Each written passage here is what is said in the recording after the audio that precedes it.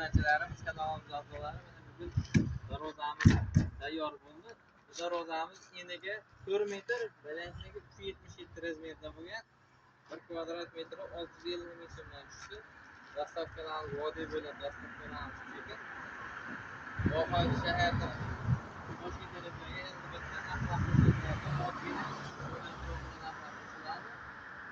buni materialga keladigan bo'lsak, chekkalari 8 ga 8, aylanari 8 ga 8 bo'lgan, taglari 8 ga 4 shivinler bo'lgan.